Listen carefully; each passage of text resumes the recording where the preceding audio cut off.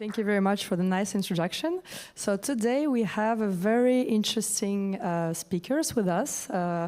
We are going to talk for this last panel on the stage about regulation. Of course, like all day, I think we all heard about MiCA, but what about national regulation? So we know that MiCA enters into application beginning of 2025. We are right now in 2023.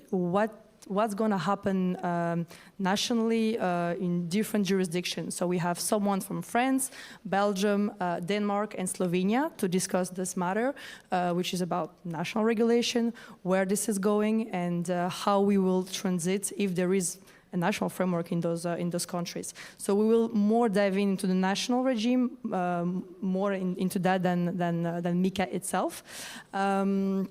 So for starting, Pierre, what would you think, for yourself, as your own opinion, is the European country that inspires you the most in terms of crypto asset regulation?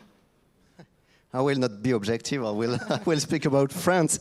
No, I'm glad to be here this day. I think this year crypto regulation is very sexy, you know, because there is a lot of people that listening to regulation. But yeah, in France, we worked on crypto regulation since 2017, just after the first bull market and the ICO boom. And the idea was to create the first legal framework about crypto. So with the French supervisor, I drafted a legal framework about the license in France. We adapt the tax law in order to attract capitals and entrepreneurs. And the idea is to promote innovation through blockchain and explain that blockchain is a key of the future of many things, and we need to have a clear regulation about that. So I was very proud of my part of my job, because I try to educate a lot of my colleagues. This was sometimes painful, because crypto is so much complicated, but yeah, we managed to create the first legal framework about crypto in France, and adapt the tax about crypto in France too. And if you need to choose one country that is not France, which country will you choose? Yeah, I think this is a good one. Portugal. There is many. Italy, Portugal. I think Slovenia. I don't know much about, but you will speak about it, Christopher, about Belgium. But yeah, mainly this country. Yeah. Thank you. And what about Nena? So you're from Slovenia. And so I'm happy to hear your thought about your national framework, and if you're actually proud of it, and if you maybe see another country in Europe that you kind of inspired by as well. Yeah, thank you. In Slovenia, we started almost 2017 or 18. First step was self-regulatory context from the community. And this was the start. The community wanted to operate in a safe environment. So as the regulators were not aware of what technology brings and how we can start to deal with the technology, then the community wrote their rules. And we started to communicate with the regulators. It was on the tax level, it was on the level of the AML, and from that time we have very vibrant dialogue with all the regulators. We actually at the ministry are not the regulator, but we create the framework for how the technology can be embedded in the economy, in the society, and so on. First attempt to make some regulation was in after Liechtenstein adopted the first law. Okay, they had very general law. Probably I will not talk about other European countries because it's case by case regulated and specific areas. But the first that part was that this law covered everything on very general level, but it was explaining certain things and regulating in the way that could become very comprehensive also for the other type of deregulators. The other things that we do, we needed recently to make a reform steps for certain parts of the market, also for SMEs and the like. We set the rules for creating of the sandbox. This will be one of the ambitious approaches. A part of it, what Europe is doing in the field of regulating DLT pilot regime and so on. Sandbox for advanced digital technologies, also for fintech to become a step forward, to make a step forward to testing, piloting, and then to make it applicable. The second thing with what we are doing, we adopted a strategy for capital markets, for the development of capital markets. It's not primarily about MiCA, but it goes in depth within a DLT pilot regime because we are here. We see that we can merge technological part and the regulatory part out of it.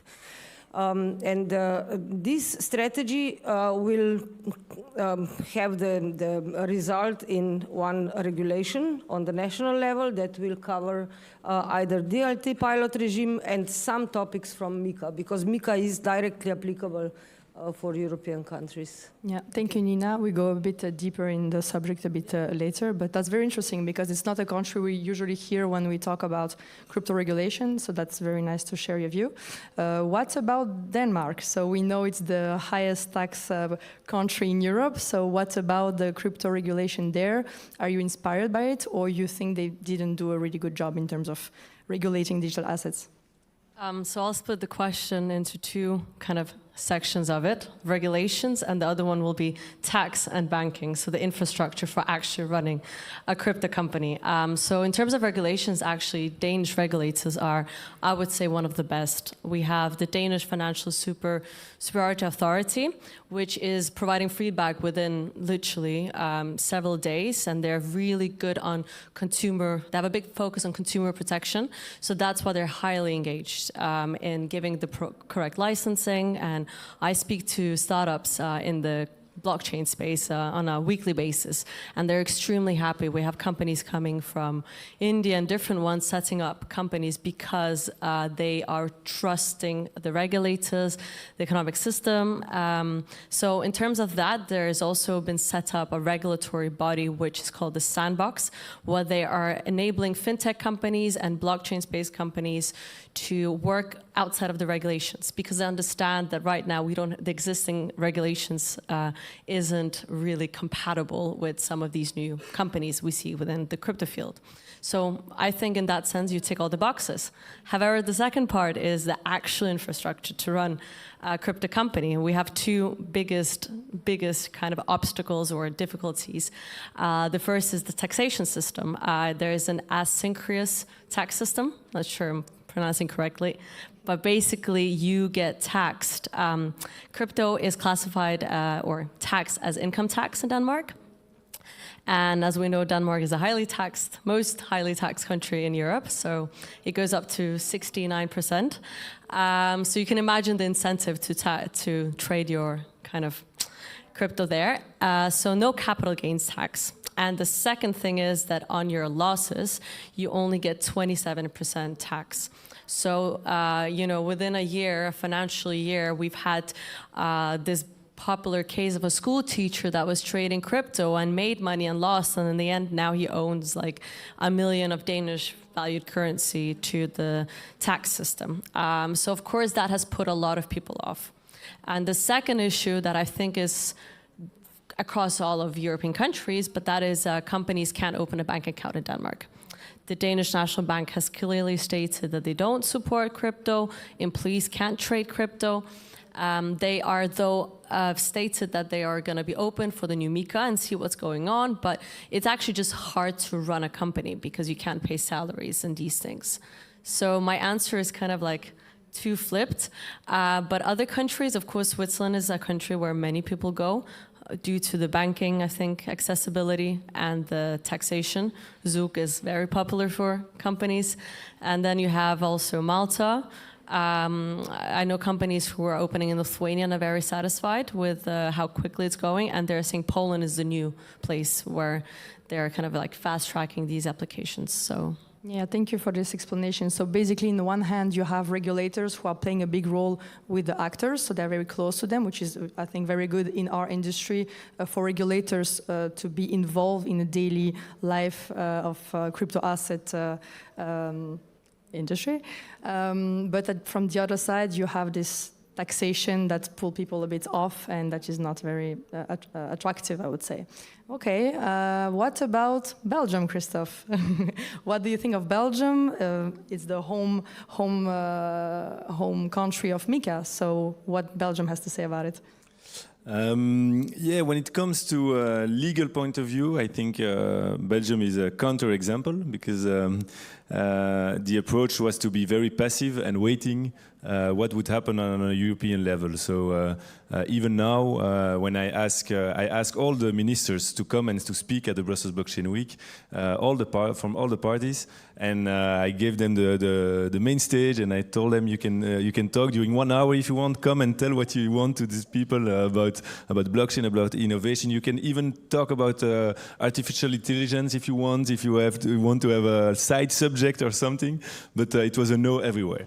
It was a no everywhere, and the answer is always the same. Oh, we're waiting what will happen at European level, and what will arrive with MiCA, and it will take some time.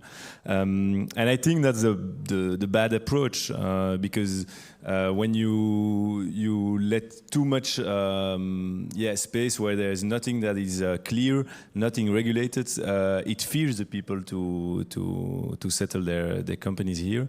There is one famous company, Argent, which is a very successful company, which are Belgian guys, but they went to the UK to launch a company because they said in Belgium there is no clarity about how things will go in the coming years. So.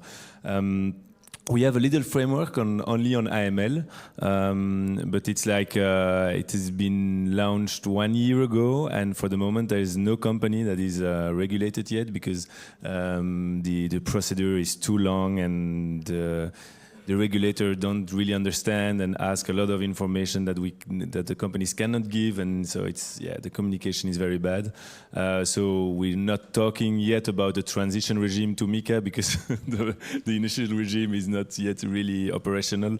There were like 7 or 8 companies that were trying to get the accreditation of the regulator, but now there is only 3 or 4. The rest is already gone because they said, okay, it's too difficult, we will wait for MiCA. So from the regulation point of view, I'm not very proud of my country.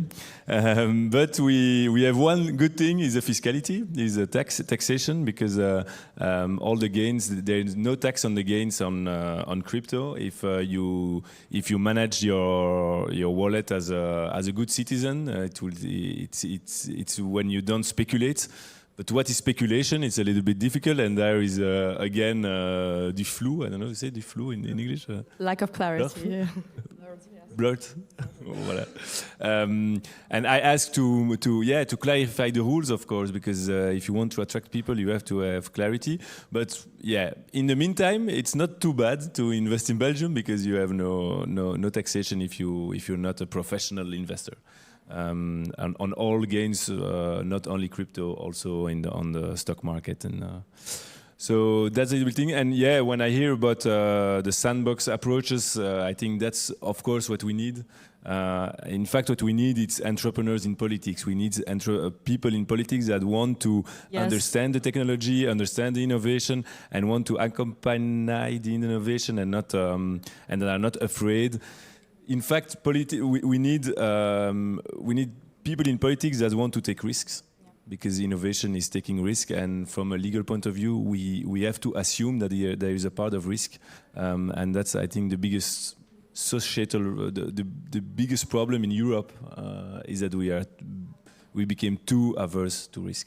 Yes, so here we have actually the opposite situation, where we have lack of clarity in Belgium, but taxation funny enough, is quite interesting. But do you think in Belgium are regulators ready? Because we put a lot of pressure into the VASP, the CASP, on the MiCA, if they are compliant, if they are ready. But are regulators ready? Are they?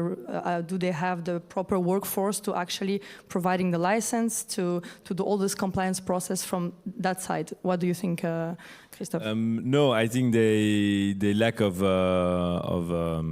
means to do their work, and they misunderstand the technology and what is going on. And when I hear everything that comes from the entrepreneurs and mainly some of our sponsors today that are here, that are in a lot of in contact with the regulators, it's very difficult. It's very difficult, and I'm really not sure. They will have to, thanks to Europe, to be ready for MiCA, but I don't know yet how it's gonna happen.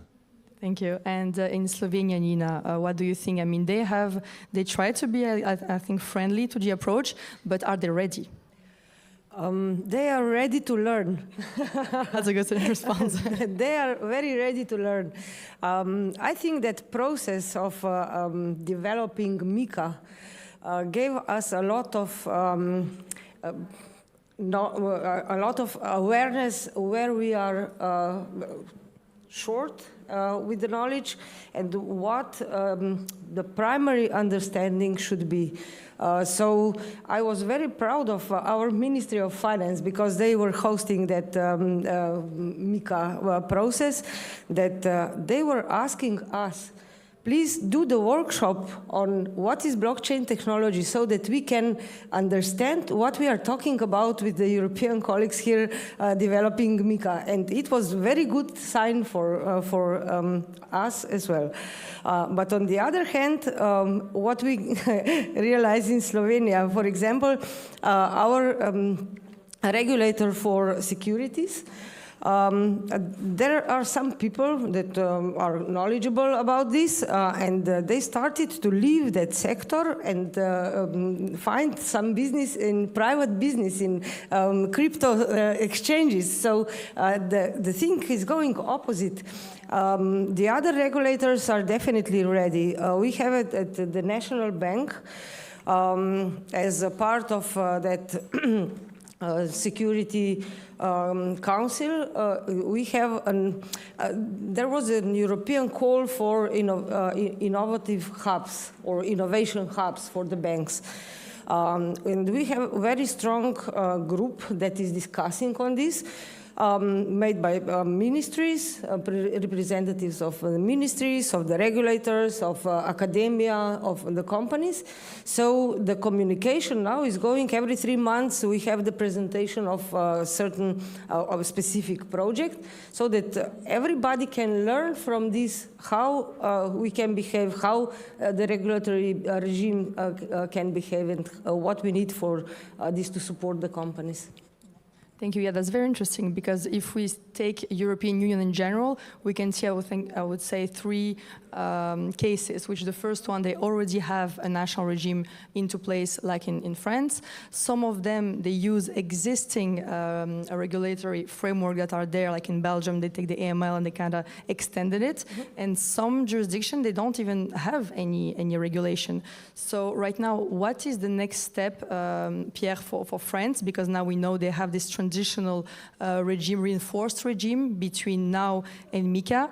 How do you see things will evolve? Because it's the first, from my knowledge, that is the first country right now that adopted this reinforced regime towards MiCA. Do you agree with it? Do you think it's a good idea? How do you see this market evolving? You know, in 2018, sorry, the market was very young. The objective of the crypto regulation in France was to be contractual. We don't want at start to have enforcement. And yeah, there is a clear change for France since the last year with this mandatory license. Because a lot of supervisors and a lot of actors not from crypto were saying, okay, it is the end of the game. There will be a EU regulation, so you need to have a mandatory license. So yeah, it's in between period.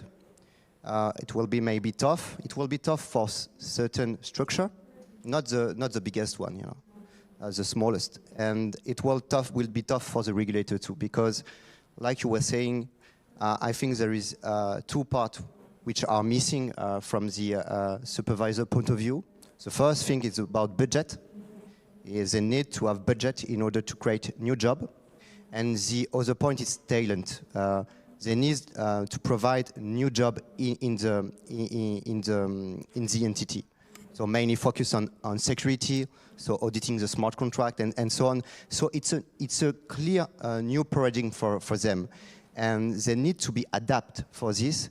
So it's good to have a regulation, a clear regulation, but if the budget doesn't follow, there will be a lack of operation daily. So, yeah, in France we decide to have a mandatory license. It's not really a problem because a lot of companies are already be regulated, so it's not a big change for them. But the gap with MiCA will be tough. It will be higher for regulators and for companies. So each of them need to be prepared right now in order to ensure that there will be a fully applicable, available regulation. Exactly. Yeah, and I think that's what they did with the reinforced regime. So it's to provide more legislation. It can be actually a burden. Like we say, it's always this balance between not slow down innovation, not and stopping bad actors, but at the same time protected investors. But at this, I mean, they provided this regime, extended regime, which is, I think, in my opinion, providing also more clarity. So it's not like this, like we have in Belgium when it's unclear, it's a bit blurry. So yes, it's more things, but I think it provides still clarity. If you read the proper, proper information, it's you can navigate through it at least. And what is remarkable in Belgium, what I feel is that it comes from the companies themselves.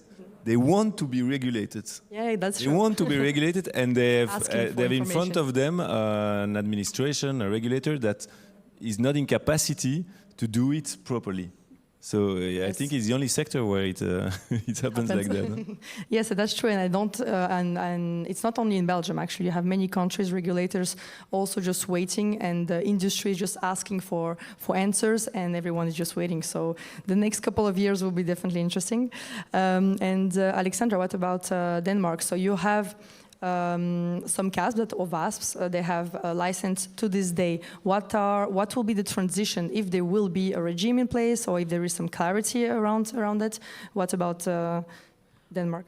Well, the Danish stance from the authority is that they're waiting for the MiCA and they're going to completely adapt to the MiCA. But there won't be, as it seems, like I read the MiCA and I know how it works in Denmark right now, there isn't going to be, I think, a big divergence because there isn't that many regulations set in place in Denmark at the moment. There is if you're an exchange, you have to comply, and they're following also, of course, the AML and the KYC strongly. So I spoke to several companies as well in Denmark, and they can, of course, see that there is going to be like a double, maybe a little burden in terms of fees, and you have to, for the next 18 months, 12 to 18 months, when we see this transition, that maybe you might have to adapt. But I mean, as it seems, there's quite a positive stance from the companies.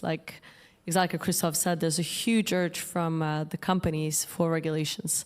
And actually one of the blockchain working groups, which has been also affecting the MiFID II and the MiCA is two Danish people from Coinify and from Chain Analysis. And I was quite surprised to hear this, that one of the strongest advocates on the kind of EU blockchain space and crypto space are Danish people because they're really, really pushing it. So, I mean, to answer your question, I really don't know, but I've spoken to industry players and they're quite positive. They don't see any big concern because, as I said, the Danish FSA authority is really good with feedback. They have the sandbox, they're really trying to adapt. But as we know, also politicians are very cautious, right? So you have kind of the regulators, the financial authority doing a great job, but in terms of actually pushing it on a parliamentary level, I mean, I'm the only politician that spoke about it in the parliament elections. I mean, that's the only one that spoke about crypto and taxation. And I wasn't so happy to be the only one to talk about it because, there's still much to be done on the kind of governmental parliamentary level, I think. But I think MiCA hopefully will kind of open the dialogue for politicians to dare to come to talk about it and to push kind of this agenda as well. Yeah. And if a CASP comes to you and asks, okay, should I start my compliance process towards MiCA or should I apply to a national license in Denmark, what would you suggest? I put you on the spot on this one, but if you have a thought on it, I would be happy to hear it. But as I understand, everybody will be applying nationally, and there will be a supervised national authority that will be supervised by the MiCA and recognized by the MiCA, and then you'll have to apply nationally, and then that will be compliant with MiCA. That's how I kind of understood how it's going to be worked, and you'll have the passport rights, in the 27 member states. So I hope they're going to take that approach. I hope that it's going to be, as like a MiCA recognized national authority, because if you have to apply there and that, it's going to be way too confusing at this time. So yeah, that's totally true. And what about Slovenia, Nena? What are the next steps right now in terms of going towards MiCA? As I already mentioned, we have our supervision authority, which is probably going to be also responsible for MiCA, for licensing, for everything. But in any case, we will not probably prepare a specific regulation only for this. What is going to be regarding those of the package that was or is being under consideration is that probably DLT pilot regime will be more taken into consideration because it brings technology, it brings the benefits for SMEs, for innovation, access to market. It creates the need to have the platform or the protocol to be served, and this is the real challenge for us to identify which protocol can be used for what purpose, so that we can enclose that market also to blockchain companies. We are talking a lot in Slovenia about the topics, and we have a very strong community, I need to say. Also, it's called Blockchain Think Tank, but also our professionals are communicating also with the regulators. Here is a very huge awareness of the importance of integrating blockchain into certain systems. For MiCA, I'm not, probably there will be apart from the other regulation, which will cover also the other topics. But exactly to translate MiCA into the regulatory framework, no. We had a lot of, I know that it was mentioned, the consumer protection legislation. Also on that field, we completely changed our consumer protection legislation. Some parts will be covered also in our corporate law, for example. Not one regulation, but in different regulations, different things also regarding MiCA. Yeah, thank you. So I think one big thing we can take from this is that, yes, MiCA provides clarity, but in the meantime, we have this year and a half where the professional in the industry, they're still kind of in between. We know what's going to happen, but until then, what is going to happen? And each country, I can see every time I talk with regulators or even actors in countries, is the same feeling. It's we wait, we see, we try to move, put some step forwards, but we don't know. So that's... But we need use cases, we need use cases. I heard in the panel, we cannot say that ART will bring the use case very fast. So if this is the case, then how we can learn from this? And Sandbox is probably a really good solution, but in any case, we need the companies to create the products that, or the projects that refer to some terms out of MiCA, so that we have the best practices. Yeah, that's very true.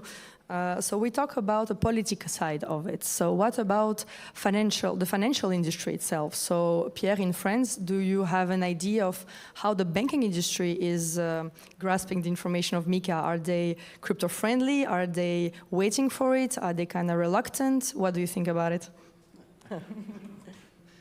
Absolutely not. Yeah, traditional bank. The biggest enemy of crypto in France, if I can say that. This is the main lobby that push the supervisor to say, okay, we will stop, we will regulate it, and so on. So I think regulation is important, but yeah, there is a lack of understanding and a clear way for bank to construct a barrier, to build a barrier from crypto to fintech and so on. So this is a very painful point in France, because France has big banks and all this financial industry were built on the top of this bank. So it's not very easy to explain what is the importance of crypto to bank and how it is working. They don't want to hear about that. And there is always banks in France, big banks, that saying Bitcoin is a scam and so on. So always in 2023. So it's very difficult, and in the meantime, we have seen that pilot regime is very important key in order to unlock the TradFi, because I think in the future all the assets will be on blockchain. The main question is more about they will be permissionless with zero knowledge proof and so on, or they will be totally whitelisted and permission. So I think there will be a battle between that, because I think the main problem about the crypto regulation for the moment are about privacy.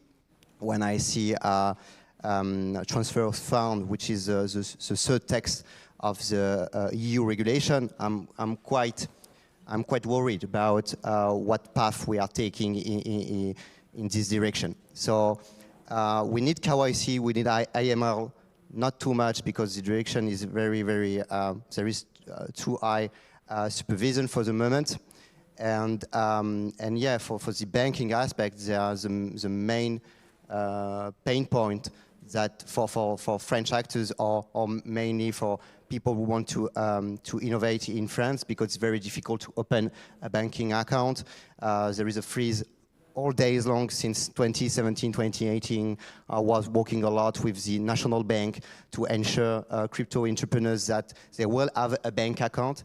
And so we have a fully regulated framework and so on, but it's always very difficult for crypto entrepreneurs to open banking account and to make a bridge between TradFi and DeFi. So I think this will be a key point for EU competitiveness and attractivity. And I think regulators and politics need to enforce that point in order to be sure that bank will play the game of innovation in Europe.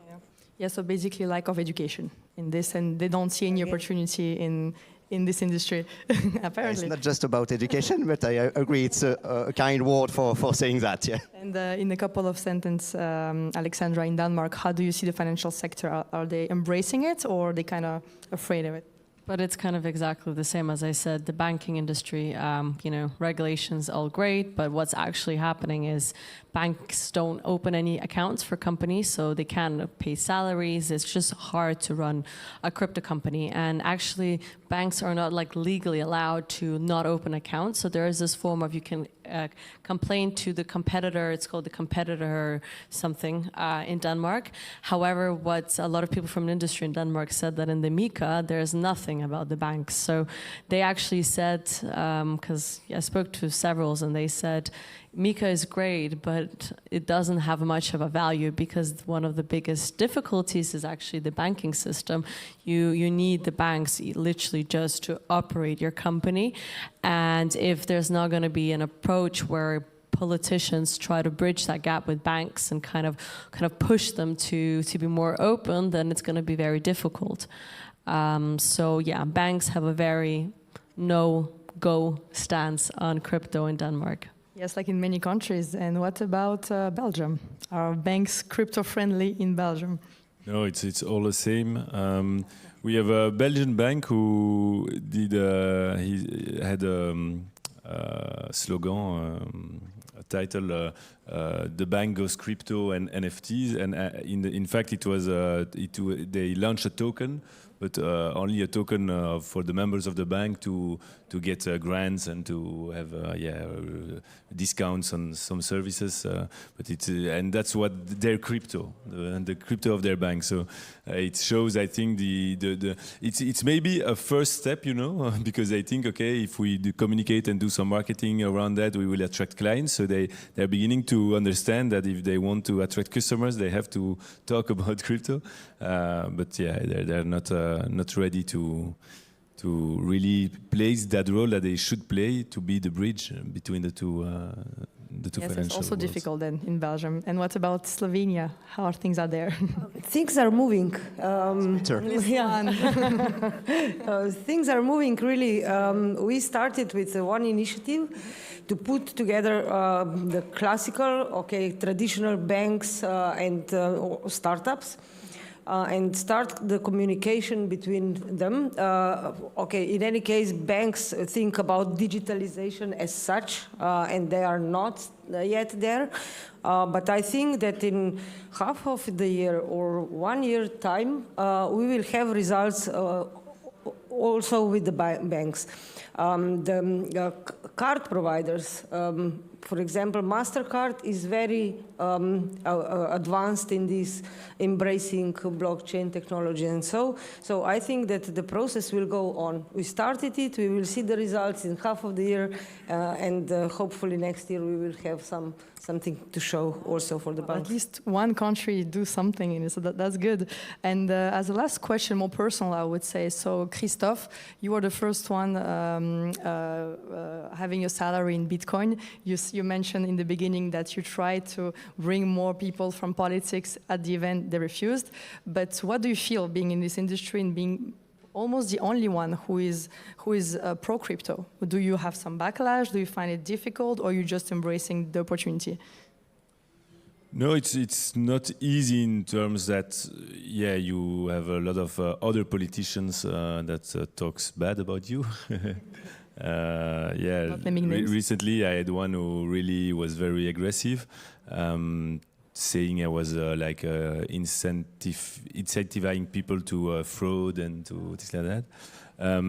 But I try always to try to level up the discussion and speak about the big issues about financial freedom, about showing the centralization and what it means, because people are not conscious about that. So I think one way to get the people with you is to talk about what's going wrong in the actual system, and then saying, okay, so what do we do with that?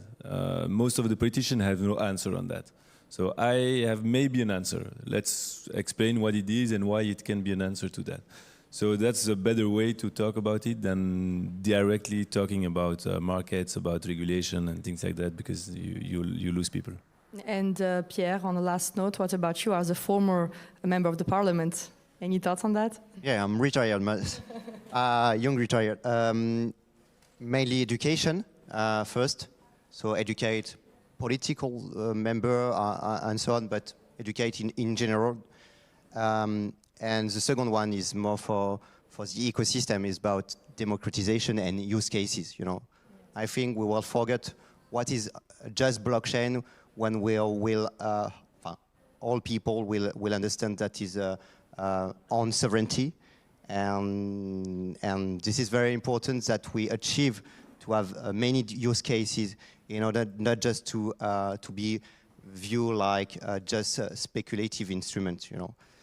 So every day entrepreneurs create in this ecosystem, and this is contributing to expand and to democratize what is blockchain. And I think it will be the most important thing when people will forget what is behind and what is the use cases of this technology. Yes, thank you, Pierre. Well, the least we can say is that it will be the fun years ahead, I would say. Thank you to our speakers. Thank you to the audience for sticking with us for this last panel. I guess we see it's the last one, yes? Yeah. See you then tomorrow or the afternoon after drinks. Thank you very much. Thank you.